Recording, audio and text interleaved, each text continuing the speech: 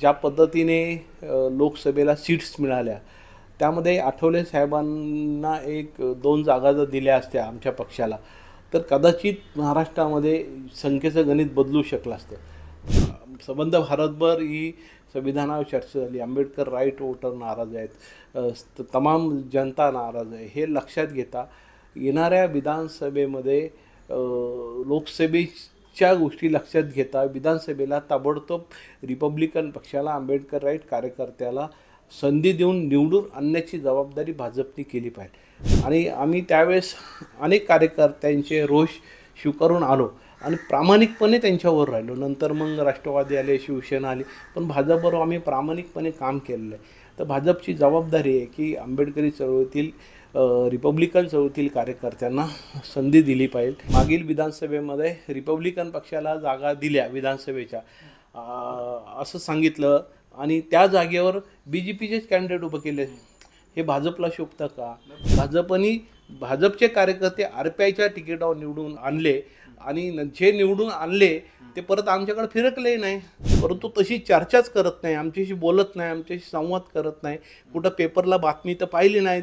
आता त्यांना बोलवलं असेल तर हे मला माहीत नाही, पण कुठेही प्रेस मीडियामध्ये कुठं दिसत नाही की जागा वाटपामध्ये रिपब्लिकन पक्षाचे नेते रामदास आठवले साहेबाला बोलवलं आहे, चर्चा झाली, चर्चा सुरू आहे, असं कुठलीही चर्चा होताना दिसत नाही।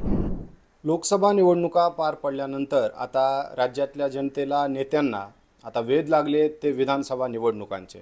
या पार्श्वभूमीवर महाविकास आघाडी आणि महायुतीमध्ये जागा वाटपाच्या संदर्भात मोठ्या प्रमाणावरती चर्चा सुरू आहेत। दोन्ही बाजूच्या जे मुख्य पक्ष आहेत त्यांच्यामध्ये जागा वाटपाबाबत काही अंडरस्टँडिंग दिसून येते, समजूतदारपणा दोन्ही बाजूंना दाखवला जातोय। मात्र या दोन्ही बाजूचे जे पक्ष आहेत, प्रमुख पक्ष, हे पक्ष वगळता जे इतर मित्र पक्ष आहेत त्या मित्र पक्षांना मात्र विचारात घेत नसल्याचं चित्र आहे। अशीच काहीशी परिस्थिती महायुतीमध्ये दिसून येते। महायुतीमध्ये 3 जे प्रमुख पक्ष आहेत त्यानंतर सर्वात महत्त्वाचा आणि राज्याच्या राजकारणामध्ये ज्याचं महत्त्वपूर्ण असं स्थान आहे असा रिपब्लिकन पक्ष हा महायुतीमध्ये काहीसा नाराज असल्याचं चित्र आहे। ही नाराजी नेमकी काय आहे? कार्यकर्त्यांच्या भावना काय आहेत? मुख्य त्यांची एक तक्रार आहे की कार्यकर्त्यांना सत्तेमधला वाटा मिळत नसल्याची मुख्य भावना आहे। नेमके कार्यकर्त्यांची भावना काय आहे? आठवलेंच्या पक्षातील ज्येष्ठ नेते असणारे परशुरामजी वाडेकर आज आपल्यासोबत आहेत, त्यांच्याशी आज आपण संवाद साधणार आहोत, चर्चा करणार आहोत आणि कार्यकर्त्यांच्या भावना काय आहेत हे त्यांच्याकडून जाणून घेणार आहोत। भाऊ, 2000 जवळपास 14-15 वर्ष झाला आपण महायुतीमध्ये आहात। लोकसभेची निवडणूक आता पाहिली, रिपब्लिकन पक्षाचा रोल आम्ही पाहिलेला आहे। मागच्या लोकसभेची निवडणूक झाल्यानंतर आता विधानसभेची निवडणूक लागली आहे आणि कार्यकर्ते काही प्रमाणात नाराज असल्याची चर्चा आहे। सत्य काय? ही गोष्ट खरी आहे की कार्यकर्ते नाराज आहे। एकतर Republican Party of India Athawale साहेबाचा पक्ष या महाराष्ट्रामध्ये प्रचंड मोठ्या संख्येने आणि जनतेचा आंबेडकरी चळवळीमध्ये मोठं स्थान असणारा हा पक्ष आहे। या पक्षामधल्या कार्यकर्त्यांची संख्याही मोठी आहे। 15 वर्ष झालं आम्ही भाजपबरोबर अलायन्समध्ये आहोत आणि या 15 वर्षानंतर जर आठवले साहेबांना खासदार आणि मंत्रीपद सोडलं तर स्थानिक कार्यकर्त्यांना म्हणजे जे विधानसभेच्या निवडणुका लढू शकतात, ज्या त्या शहरामध्ये त्यांचं प्राबल्य आहे की अशा कार्यकर्त्यांना वाटतं की आपल्याला संधी मिळाली पाहिजे। गेले 15 वर्षात अशी संधी कुठलीही भाजपबरोबर युती झाल्यानंतर मिळाली नाही, ही वस्तुस्थिती आहे आणि ती नाराजगी मोठ्या प्रमाणामध्ये आहे। आणि आता तर आठवले साहेबांनी आता होणाऱ्या विधानसभा निवडणुकीसंदर्भात 10 जागांची मागणी केलेली आहे। आता फक्त ती मागणी आम्ही केलेली आहे, परंतु त्याच्यावर साधी चर्चा होत नाही आहे। चर्चेच्या आता जागा वाटपांच्या शिवसेना, राष्ट्रवादी, अजित पवार यांच्यावर चर्चा चालू आहे, पण अजूनही आमच्या पक्षाबरोबर चर्चा कुठलीही झाली नाही। एकतर आम्हाला ज्या पद्धतीने वागणूक देतात ती पद्धत देखील अत्यंत चुकीची आहे। त्यामुळं परवा मध्यंतरी झालेल्या राज्य कमिटीच्या मिटिंगमध्ये संबंध महाराष्ट्रातल्या कार्यकर्त्यांनी या संदर्भात आठवले साहेबांसमोर रोष व्यक्त केला आहे. आठवले साहेब जरी जागा मागत असतील, त्यांना सांगत असतील, परंतु ज्या पद्धतीने भाजप आणि बाकी सगळे आमच्याशी वागतात तर ते बरोबर नाही आहे. त्याचा झालेल्या कालपरवाच्या लोकसभेच्या निवडणुकीमध्ये त्याचा परिणाम जो झालेला आहे त्याची कारणं देखील तेवढ्याच तशी आहे. ज्या पद्धतीने लोकसभेला सीट्स मिळाल्या त्यामध्ये आठवले साहेबांना 1-2 जागा जर दिल्या असत्या आमच्या पक्षाला तर कदाचित महाराष्ट्रामध्ये संख्येचं गणित बदलू शकलं असतं. परंतु आम्ही जागा मागून कितीतरी वेळा जागा मागितल्या, प्रेस कॉन्फरन्स घेऊन, प्रत्यक्ष भेटून, परंतु साधी जागा दिली नाही आठवले साहेबाला, त्यांच्या पक्षाला.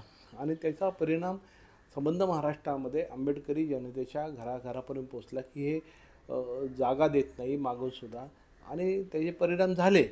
कदाचित तर ते आम्हाला 2 जागा दिल्या असत्या तर त्याचे परिणाम कदाचित वेगळे दिसू शकले असते. आणि म्हणून मला सर्व भाजपच्या नेत्यांना विनंती करायची आहे की जर लोकसभेमध्ये संविधानाच्या संदर्भात जो निगेटिव्ह आला, संबंध भारतभर ही संविधानावर चर्चा झाली, आंबेडकर राईट वोटर नाराज आहेत, तमाम जनता नाराज आहे, हे लक्षात घेता येणाऱ्या विधानसभेमध्ये लोकसभेच्या गोष्टी लक्षात घेता विधानसभेला ताबडतोब रिपब्लिकन पक्षाला, आंबेडकर राईट कार्यकर्त्याला संधी देऊन निवडून आणण्याची जबाबदारी भाजपने केली पाहिजे. पण तशी करताना ते दिसत नाही असं आमच्या निदर्शनास आले. एकटे रामदास आठवले साहेबांना केंद्रीय मंत्रीपद दिलं आणि आपला प्रश्न मिटला असं जर भाजपला वाटत असेल तर ते चुकीचं होणार आहे. आणि ते चुकीचा संदेश जाणार देखील आहे.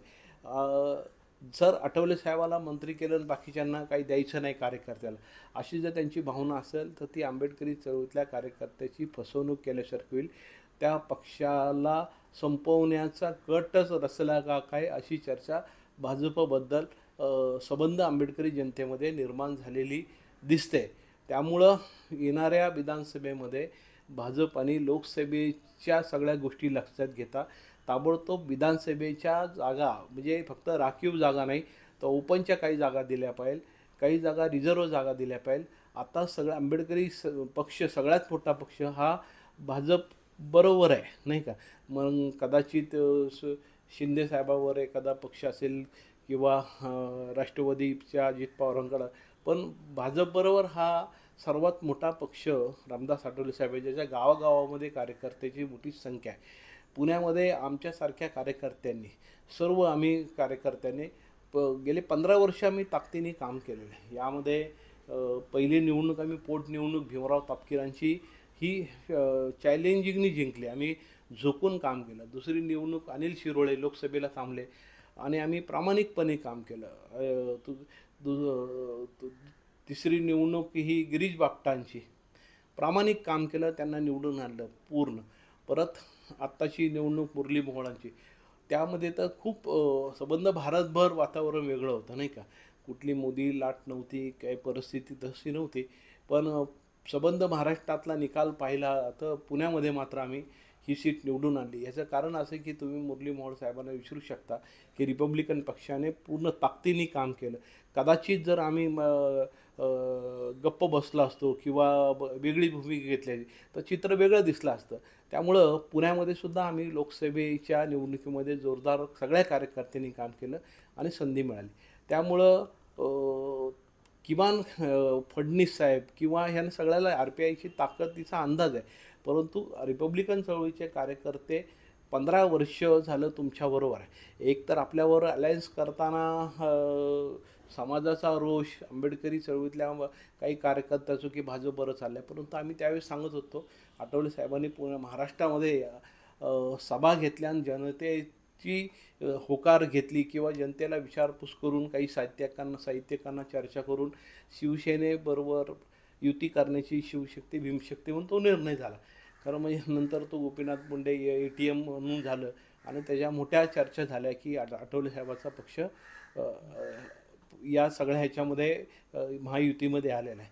आणि आम्ही त्यावेळेस अनेक कार्यकर्त्यांचे रोष स्वीकारून आलो आणि प्रामाणिकपणे त्यांच्यावर राहिलो. नंतर मग राष्ट्रवादी आले, शिवसेना आली, पण भाजपबरोबर आम्ही प्रामाणिकपणे काम केलेलं आहे. तर भाजपची जबाबदारी आहे की आंबेडकरी चळवळीतील रिपब्लिकन चळवळीतील कार्यकर्त्यांना संधी दिली पाहिजे, त्यांना निवडून आणलं पाहिजे, त्यांना विधान परिषदेवर संधी दिल्या पाहिजे, त्यांना मोक्याच्या जागा दिल्या पाहिजे, निवडून आणलं पाहिजे आणि एक संदेश जनतेला दिला पाहिजे की नाही आंबेडकरी राईट कार्यकर्त्यावर आम्ही आहोत. पण तसं होताना दिसत नाही आहे, तसं होताना चित्र बिलकुल दिसत नाही.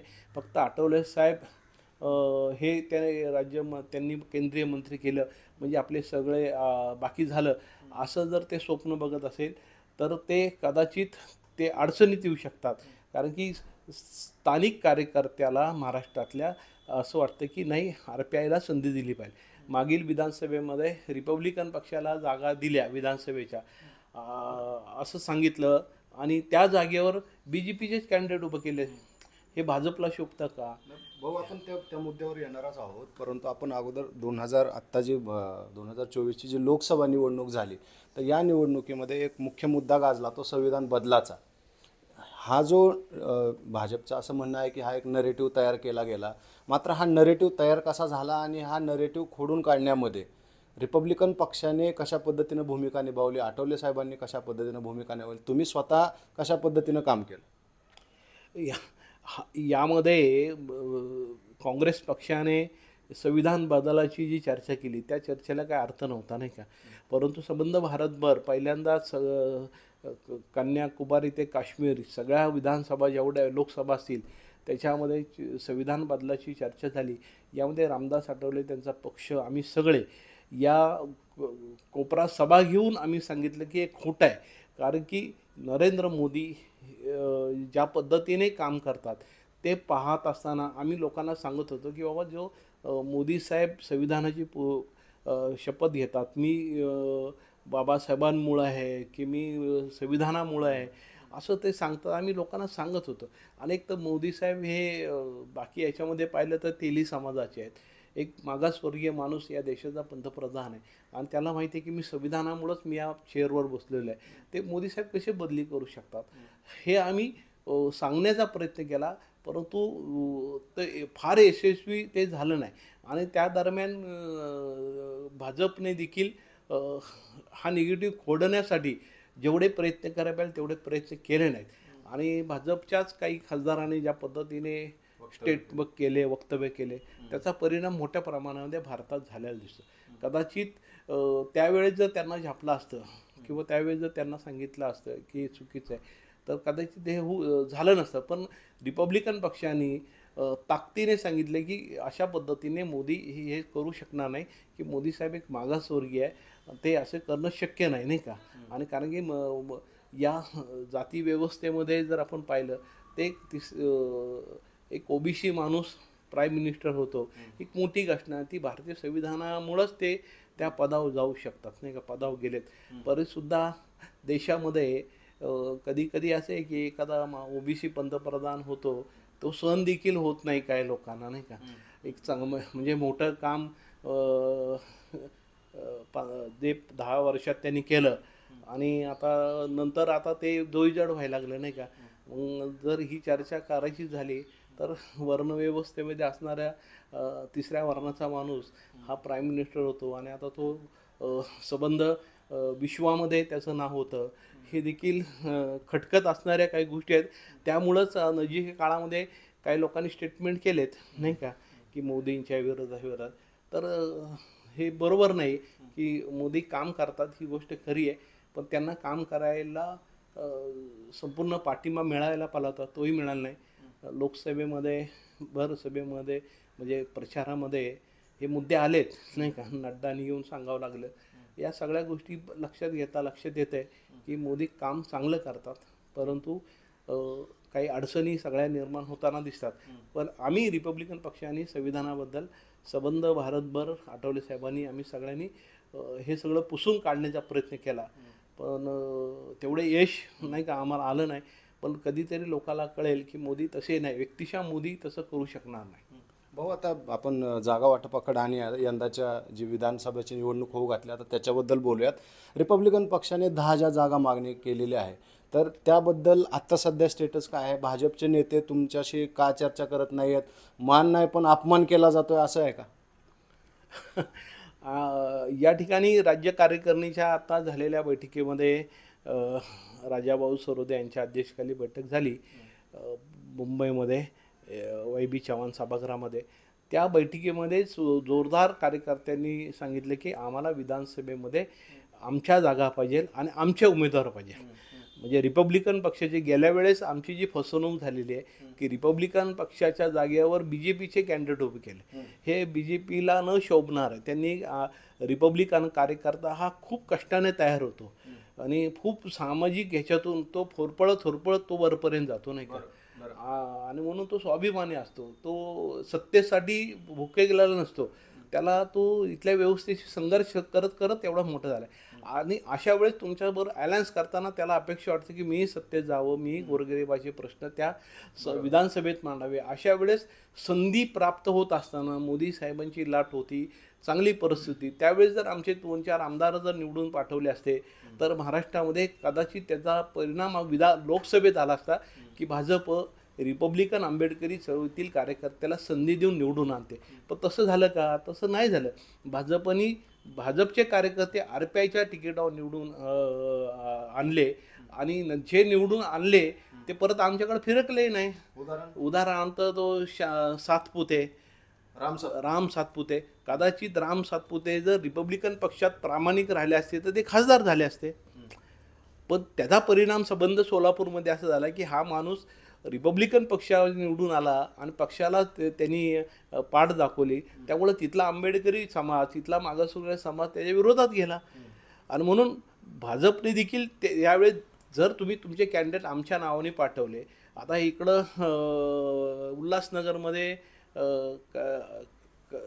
ते खासदार आमदार निवडून आले, ते आता जेलमध्ये होते, काय त्यांचं नाव मुलचंदानी का काहीतरी नाव आहे, तर ते बी असेच BJPचे लोक उमेदवार आमच्या जागेवर दिल्या जाग्यावर ते त्यांना निवडून आला.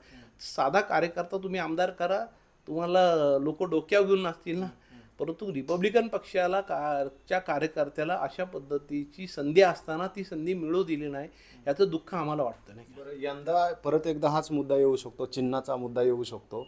यंदा तुम्ही भाजपच्या चिन्हावर लढण्यासाठी तयार आहात का? जर समजा भाजपच्या चिन्हावर लढण्यासाठी तयार असाल तर तुमची प्रमुख मागणी ही असणार आहे का की आमच्या कार्यकर्त्यांना संधी द्या, भाजपच्या नेत्यांना नको? मुळात असं आहे की रिपब्लिकन पक्ष म्हणजे आम्ही महापालिकेमध्ये पॅनल पद्धतीमध्ये हे चिन्ह आम्ही कमळ चिन्ह घेऊन लढलो, कारण त्याला पर्याय नव्हता की 4 उमेदवार होते. विधानसभेमध्ये जर यांनी जागा तर द्याव्यात ना, चिन्ह कुठलं घ्यायचं हा घ्यायचा नंतरचा प्रश्न आहे. आम्ही 10 जागा मागितल्यात, त्या 10 जागेबद्दल आम्ही एवढ्या जागा देणार आहोत आणि एवढ्या जागेवर त्यांनी हे करूया, तयारी करा. परंतु तशी चर्चाच करत नाही, आमच्याशी बोलत नाही, आमच्याशी संवाद करत नाही. कुठं पेपरला बातमी तर पाहिली नाहीत. आता त्यांना बोललं असेल तर हे मला माहीत नाही, पण कुठेही प्रेस मीडियामध्ये कुठं दिसत नाही की जागा वाटपामध्ये रिपब्लिकन पक्षाचे नेते रामदास आठवले साहेबाला बोलवलं आहे, चर्चा झाली, चर्चा सुरू आहे, असं कुठलीही चर्चा होताना दिसत नाही. माझी विनंती आहे की BJPनी पहिल्यांदा तुम्ही आम्हाला 10 जागा मागितल्या, त्याबद्दल आम्ही एवढ्या जागा देणार आहोत, तुम्ही स्पष्ट करावं.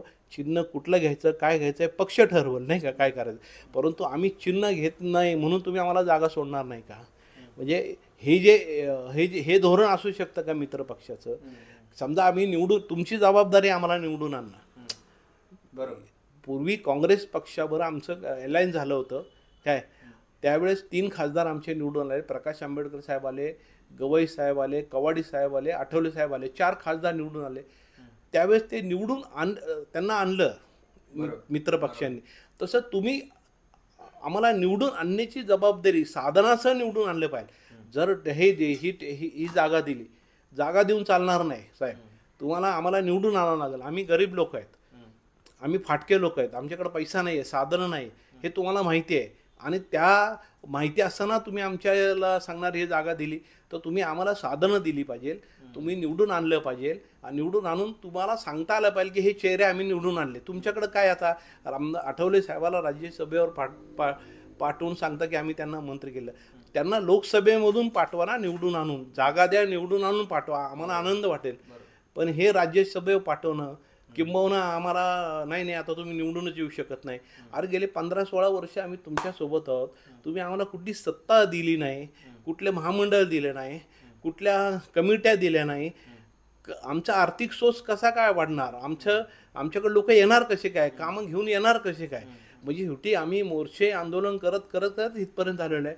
आणि आता तुम्ही आमच्याकडे म्हणणार नाही तुम्ही आता निवडणूक लढायची असेल तर साहेब सगळी साधनं लागतात. ती साधनं रिपब्लिकन पक्षाकडं तुटपुंजी असू शकतात, बऱ्यापैकी नाहीत. मग अशा वेळेस आम्ही 15-16 वर्ष तुमच्याकडं प्रामाणिकपणे काम करतो हे लक्षात घेऊन काही आमदारकीचे तिकीट आम्हाला देऊन साधनासह त्यांनी निवडून आणलं पाहिजे. तर त्यांचा गावगावा संबंध भारतभर होईल की नाही, ह्यांनी यांची मित्रपक्षांनी यांची मैत्री राबवलेली आहे आणि निवडून आणलेले आहे. मला त्याच अनुषंगाने एक प्रश्न विचारायचा आहे की भाजपवरती सातत्याने एक असा आरोप होतो की भाजप स्वतःच्या मित्रपक्षांना संपवतो. हा अनुभव आता तुम्हाला 15 वर्षानंतर येतोय का? आता परिस्थिती अशी आहे की मी मगाशी म्हणालो की 15 वर्षापूर्वी आम्ही अलायन्स केलं तर कधी आम्ही भाजपबरोबर अलायन्समध्ये गेलो नाही. शिवसेना पहिल्यांदाच आम्ही हा निर्णय घेतला. अशा वेळेस या लोकांनी समजायला पाहिजे की अरे हे लोक प्रवाहाच्या विरोधात जाऊन आमच्यावर आले, ते ह्यांना आपण वर उचललं पाहिजे. पहिल्या दिवसापासून त्यांनी आम्हाला वर उचललंच नाही. आम्ही यांच्यावर राहिलो पण ते आमच्यावर राहिले नाही का. असा नाराजीचा सूर आत्ता आंबेडकरी मुवमेंटमध्ये उमटत आहे. एवढंच नाही तर साहित्य क्षेत्रामध्ये, कामगार क्षेत्रामध्ये देखील खूप मोठी नाराजगी आहे साहेब. अहो एवढंच नाही तर आम्हाला तर संधी नाहीच नाही. आम्ही एखादं काम जर घेऊन गेलो की हे अधिकारी शेवटी त्या पक्षाकडं ते अधिकारी असतात, ते कर्मचारी असतात, त्यांचे प्रश्न असतात. ते प्रश्न घेऊन जरी आम्ही भाजपच्या नेत्यांकडे गेलो तेही मार्गी लावणे ना, कचऱ्याच्या टोपलीत आमचे प्रकरणं टाकले त्यांनी. मग ही जनता आमच्यासोबत राहणार कशी काय? तुम्ही आमच्या जनतेचे प्रश्न सोडले पाहिजे, तुम्ही सोडत नाही. आमच्या एखाद्या अधिकाऱ्याच्या बदलीचं काम असेल किंवा त्यांच्या प्रमोशनचं काम असेल या कुठलं काम असेल ते केलं तर आमच्याकडे लोक येतील ना. आमचे आंबेडकरी राईट अधिकारी आहेत, त्यांचे प्रश्न जर आम्ही सोडत नसेल ते आमच्यासोबत कशाला येतील? म्हणजे एका बाजूने तुम्ही आमचा पक्ष संपवण्याच्याच दृष्टीने प्रयत्न केला का अशी चर्चा जनमानसामध्ये निर्माण झाली ना. लोकांमध्ये काय आहे की या 15 वर्षात रिपब्लिकन पक्ष दाबण्याचं काम, तो उद्ध्वस्त करण्याचं काम या निमित्ताने होतंय का असं कार्यकर्त्यांमध्ये चिंता वाटायला लागली. आणि कार्यकर्ते आता खाली चर्चा करतात, आमच्याशी संवाद करताना बोलतात की अरे आता आपल्याला त्या शहरामध्ये ते लढणारे कार्यकर्ते आता घरात बसलेले आहेत. आता आपण लोकसभेमध्ये पक्षानं तुम्ही आणि तुमच्या पक्षानं काय काम केलं हे सांगितलं. आपला जो आत्ता हा मतदारसंघ आहे शिवाजीनगर आणि परिसर, तर ह्या परिसरामध्ये जो काय लीड मिळाला तो आता सगळ्यांनाच माहिती आहे. तो लीड नेमका कुणामुळे मिळाला? विचारा या मतदारसंघातले आमदार सिद्धार्थ शिरोळे, मी, माझी पत्नी माझी उपमहापौर सुनीता वाडेकर आणि आम्ही रिपब्लिकच्या कार्यकर्त्यांनी किती काम केलं तुम्ही आमदार सिद्धार्थ शिरोळेला विचार. आम्ही काम केलं नसतं तर ते निवडून आले असते का हाही प्रश्न आहे. एवढेच नाही तर महाराष्ट्रामध्ये या पुणे शहरामध्ये, पुणे जिल्ह्यामध्ये जेवढे आमदार निवडून आले त्याच्यामध्ये रिपब्लिकन पक्षांनी केलेलं कष्ट आणि त्यांनी केलेलं प्रामाणिकपणे काम, त्यामुळंच ते आमदारपर्यंत निवडून आले. कदाचित आम्ही काम केलं नसतं तर हे निकाल लागले असते का? हे विचारा ना त्यांना माहिती आहे. त्यांनी सांगावं आम्ही काम नाही केलं, नाही RPI काम करत नाही का. पण आंबेडकरी चळवळीचा कार्यकर्ता खांद्याला खांदा लावण्या सगळ्या विधानसभेच्या निवडणुकामध्ये त्यांच्यासोबत राहिला, त्यांच्यासोबत काम केलं नाही साहेब नाही का. त्यांना निवडून आणलेलं नाही का आम्ही, असं हे नाही केलं नाही का. हां, मग आता मला तेच विचारायचं आहे की तुम्ही स्वतः विधानसभेची निवडणूक लढण्यासाठी इच्छुक आहात का? पुण्यामधली कुठली अशी जागा आहे ज्याच्यावरती रिपब्लिकन पक्षाचा दावा आहे, तुम्ही स्वतः इच्छुक आहात का या प्रश्नाचा दे उत्तर. साहेब मी 3 विधानसभा लढल्या. एक मी चंद्रकांत छाजेड माजी मंत्री यांच्या विरोधात बोपडी विधानसभा मतदारसंघ लढली. मी दुसरी निवडणूक शिवाजीनगर मतदारसंघ विनायक निमनच्या विरोधात लढली, दोन्ही जागा ओपनमध्ये. तिसरी निवडणूक महायुतीची म्हणून मी कॅन्टोन्मेंट लढली. ह्यांनीच मला म्हणले कॅन्टोन्मेंटला ये तिथं.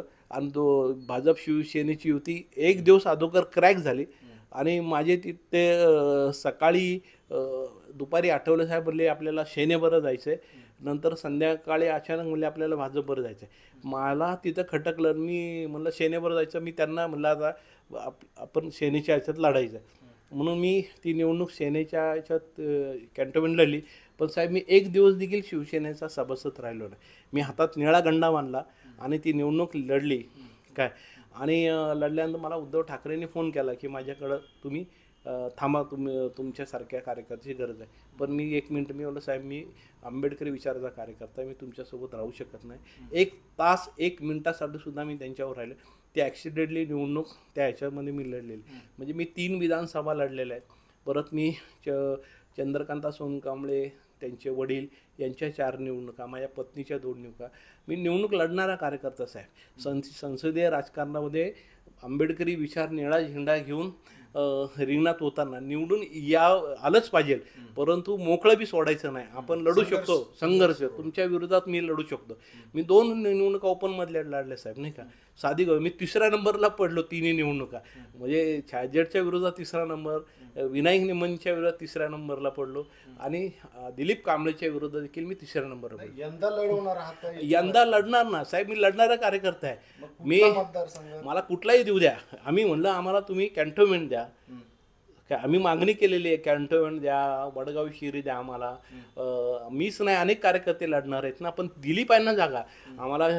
त्यांनी ओपनमधली शिवाजीनगर दिली तरी आम्ही लढू शकतो, पण आम्हाला तुम्ही हे द्या बाबा, या पुणे जिल्ह्यातली ही जागा सोडत आहे का बोलत नाही तुम्ही. म्हणजे आम्ही वेट बिगार म्हणून काम करायचं साहेब, हाही प्रश्न आहे. आता जवळजवळ आम्ही आता फार शेवटच्या टप्प्यात आलो, नाही का. आता सत्तेत जाऊन गरिबाचे प्रश्न रिपब्लिकन पक्षाने सोडवावेत, ही जी उर्मी आहे, नाही का साहेब. आम्ही मोर्चे आंदोलन करून लोकांचे प्रश्न सोडवतो.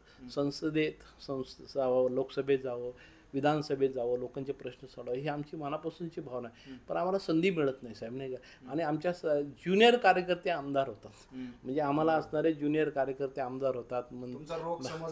आणि जो कार्यकर्ता तळमळीने गरिबाची सेवा करतो त्याला संधी मिळत नाही, नाही का. त्याला गरिबाच्या बाजूने काम करावं वाटतं, त्यांना न्याय मिळवून द्यावा, ती माणसं विधानसभेत नाही साहेब, नाही का.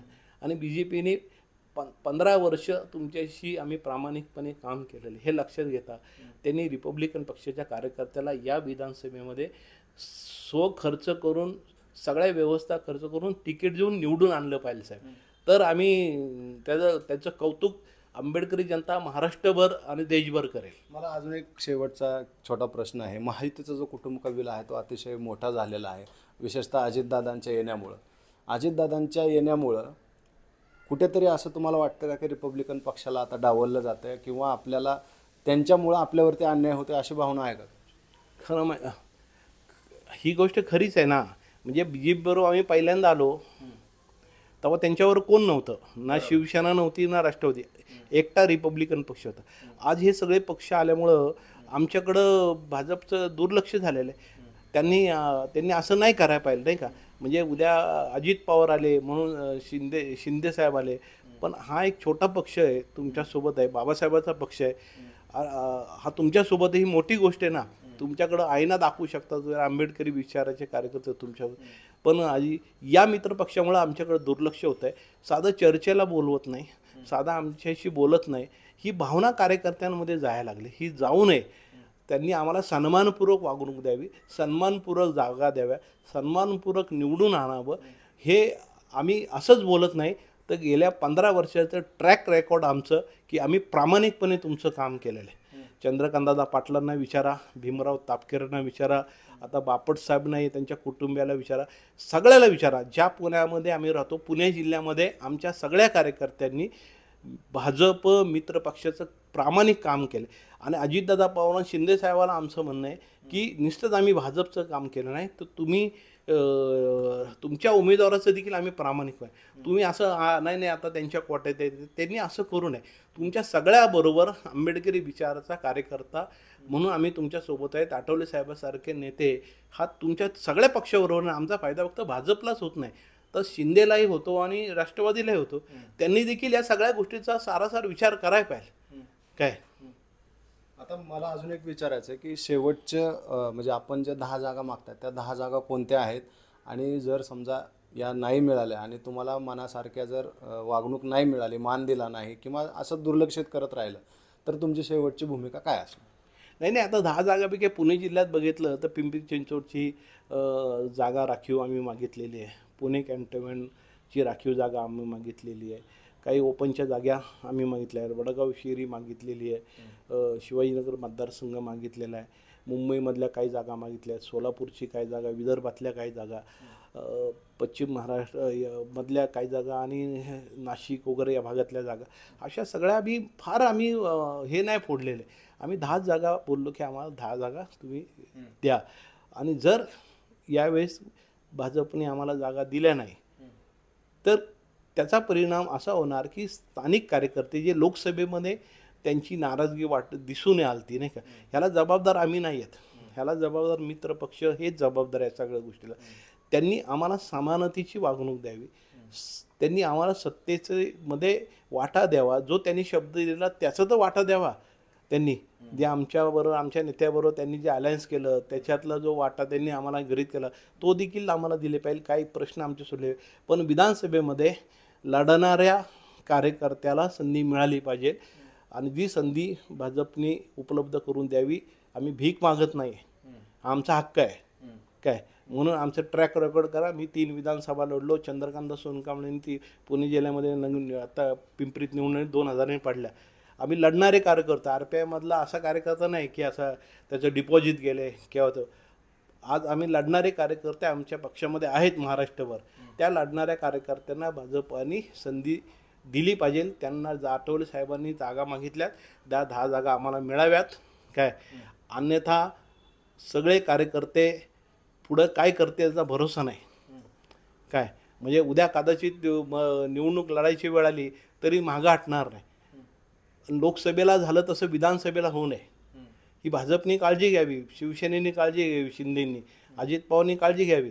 रिपब्लिकन पक्षाला सन्मानाची वागणूक घेऊन तिन्ही पक्षाने आम्हाला जागा सोडाव्यात आणि त्या निवडून आणाव्यात, एवढीच आमची माफक अपेक्षा आहे. तर हे होते परशुराम वाडेकर. ते सांगत होते की रिपब्लिकन पक्षाचा जो कार्यकर्ता आहे, दलित चळवळीतला जो कार्यकर्ता आहे, तो अतिशय संघर्ष करून अतिशय प्रतिकूल परिस्थितीतून उभा राहून हा संकटांवर सामना करून राजकारणात आपलं एक स्थान निर्माण करण्याचा प्रयत्न करत असतो. मात्र ज्या पक्षांशी त्यांनी युती केली त्या पक्षांकडून मान तर दिला जात नाही, मात्र अपमानजनक अशा पद्धतीची वागणूक दिली जाते. याचे कदाचित आगामी निवडणुकांवर परिणाम देखील होऊ शकतात असा इशारा त्यांनी, गर्भित इशारा त्यांनी दिलेला आहे. आगामी काळामध्ये या सर्व घडामोडी कशा पद्धतीनं जात आहेत, रिपब्लिकन पक्षाला किती जागा मिळत आहेत, पुण्यामध्ये रिपब्लिकन पक्ष कशा पद्धतीनं काम करतो, हे सर्व आम्ही तुमच्यापर्यंत पोहोचवणार आहोत. तुर्तास आपण इथंच थांबूयात. धन्यवाद.